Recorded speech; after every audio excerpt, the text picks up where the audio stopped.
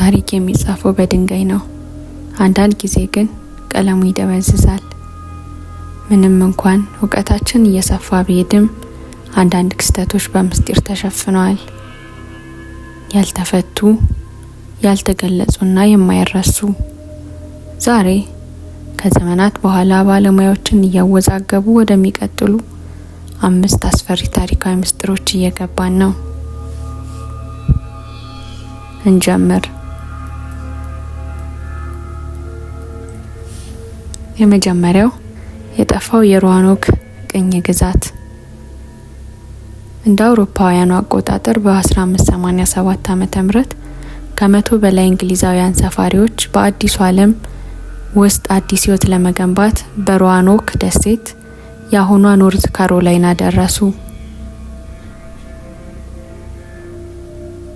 ነገር ግን ገዢው ጆን ዋይት ከ3 ዓመታት በኋላ ሲመለስ ግዛቱ ጠፍቷል። ምንም አይነት አስከሬኖች የሉም። ምንም አይነት ህንጻዎች የሉም። አንድ ምስጢራዊ ፍንጭ ብቻ። ክሮአታን የሚለው ቃል በአንድ ዛፍ ላይ ተቀርጿል። በጠላት ኃይሎች ነው የተገደሉት? በአቅራቢያ ካሉ ጎሳዎች ጋር ተዋህደዋል? ወይንስ እንግዳ ነገር ተፈጠረ? እስከዛሬ ድረስ የጠፋው ቅኝ ግዛት ዕጣ ፈንታ ከአሜሪካ እጅግ ጥንታዊና እጅግ አስጨናቂ ያልተፈቱ ምስጢሮች አንዱ ነው።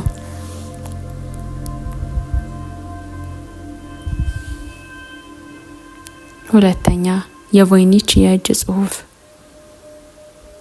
ይህ ከምናባዊ ልብ ወለድ የወጣ ነገር ይመስላል።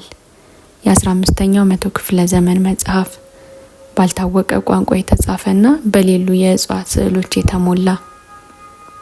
ይህ የቮይኒች የእጅ ጽሑፍ ነው። ከ600 ዓመታት በላይ ማንም ሰው ጽሑፉን መፍታት አልቻለም።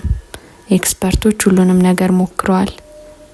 ኮድ መስበር፣ የቋንቋ ጥናት፣ አርቲፊሻል ኢንተለጀንስ እና አሁንም የእጅ ጽሑፉ ትርጉም ተደብቋል።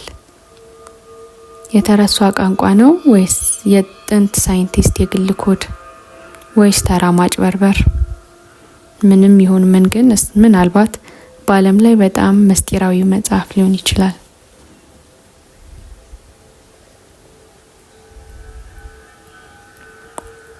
ሶስተኛ፣ ጃክ ዘ ሪፐር። በአውሮፓውያኑ አቆጣጠር በ1888 በለንደን በዋይት ቻፕል ጎዳናዎች ላይ ፍርሃት ተከሰተ።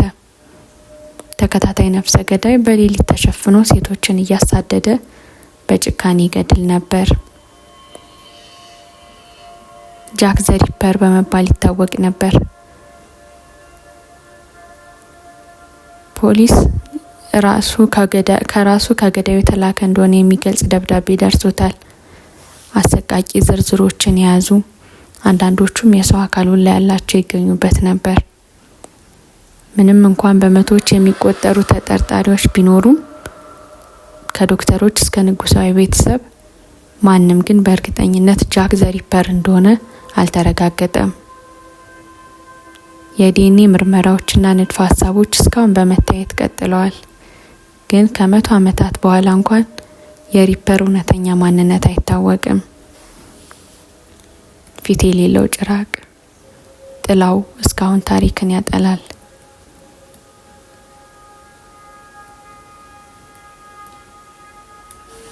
አራተኛ፣ የ1518 የዳንስ ወረርሽኝ። ሐምሌ 1518 በስትራስቡርግ አንዲት ሴት በመንገድ ላይ ያለማቋረጥ መደነስ ጀመረች። በአንድ ሳምንት ጊዜ ውስጥ በደርዘን የሚቆጠሩ ሌሎች እርሷን ተቀላቀሏት። ከዚያም በመቶዎች የሚቆጠሩ ለሰዓታት እንዲሁም ለቀናት ጨፈሩ። አንዳንዶቹ በድካም ወድቀው ሞቱ። ሙዚቃ አልነበረም፣ ምንም ደስታም የለም። ለመንቀሳቀስ የማይቆም ፍላጎት ብቻ። የጅምላ እብደት ጉዳይ ነበር ወይስ መርዛማ ፈንገስ ወይንስ ሃይማኖታዊ እርግማን? ማንም በእርግጠኝነት አያውቅም።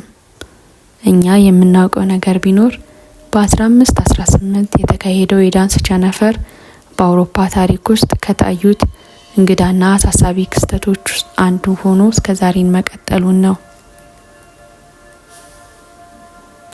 5ኛ የወልፒት አረንጓዴ ልጆች። በ12ኛው መቶ ክፍለ ዘመን በእንግሊዝ ውስጥ አንድ ቀን በወልፒት የሚኖሩ መንደርተኞች አንድ አስደንጋጭ ነገር አጋጠማቸው።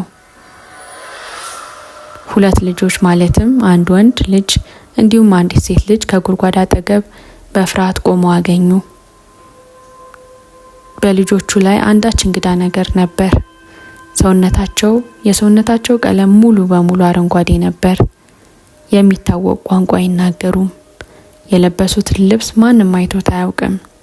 እናም ምንም ምግብ ለመብላት እምቢ አሉ፣ ጥሬ ባቄላ ካልሆነ በስተቀር። በመጨረሻም ልጅቷ እንግሊዘኛ መናገር ተማረች። የሴንት ማርቲን መሬት ከሚባል ቦታ እንደመጡም ተናገረች። ከመሬት በታች ያለ ድንግዝግዝ ዓለም፣ ሁሉም ነገር የደበዘዘና ሁሉም አረንጓዴ የሆነበት።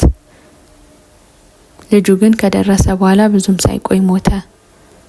ልጅቷ አደገች፣ አገባችና መደበኛ ህይወት መኖር ጀመረች። ነገር ግን ታሪኳን ከረጅም ዓመታት በኋላም ቢሆን በፍጹም አልለወጠችም ነበር። ልጆቹ የሌላ ዓለም ፍጡራን ነበሩ? ከሌላ ዓለም የመጡ ስደተኞች ወይስ የአንዳንድ የተረሱ በሽታዎች ሰለባዎች? ማንም አያውቅም። እና ዛሬ ከ900 ዓመታት በኋላ እውነታው በወልፒት አፈር ስር እንደተቀበረ ቀርቷል።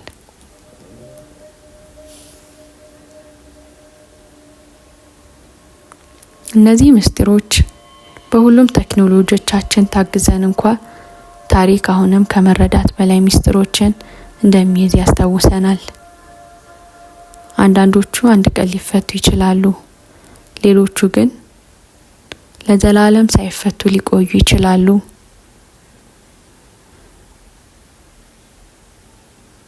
እናንተ በጣም ያስገረማችሁ የትኛው ታሪክ ነው?